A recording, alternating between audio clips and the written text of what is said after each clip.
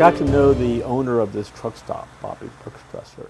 He wanted to have medical care here for two reasons.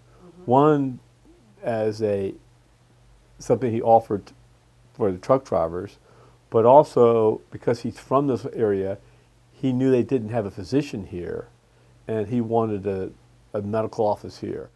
You think cattle price is going to hold? And also I can relate to them how frustrating their job is when they're so weather dependent. There's so many unpredictabilities in farming. How'd that happen? What, rope? No, I got my hand caught in between the boards. His wife and a group of other women there made a quilt for me, a quilt of valor for me, and presented it to me after Veterans Day. That was a very touching thing. Yeah, not during the actual, I was injured. It was 2 days afterwards. But yeah, I was, and it was what got to be known as Black Hawk Down. It was the Somali experience, the Mogadishu operation to get General Adid. Oh, I guess all you get drinks as well. I met him in '85 in the Special Forces Command out of Fort Bragg, and he's been treating me ever since. Myself, maybe one or two others, I can't remember everyone. And then about that time, Sergeant Matt Ryerson, one of the senior squadron sergeants, comes up and stands, and we're talking, and then a mortar round. And that's stronger than Nexium. Rob coming from the country and being who he is, and humble experience in the military. My experience with him is that he's genuinely concerned. There's a genuineness, a wholehearted Southern gentleman style about him that you don't see it a lot in doctors these days. I think it's a lot easier to talk to him because not only you're talking to your doctor, but you're kind of talking to your friend too.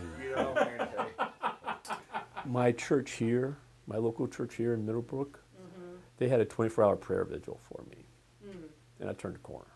Now, you can take it as you want to. I wasn't doing well.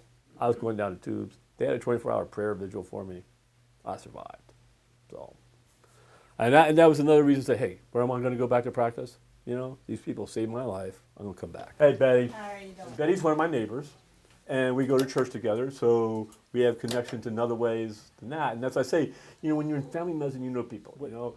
Separates us in rural medicine from other doctors are we take responsibility for our patients' care.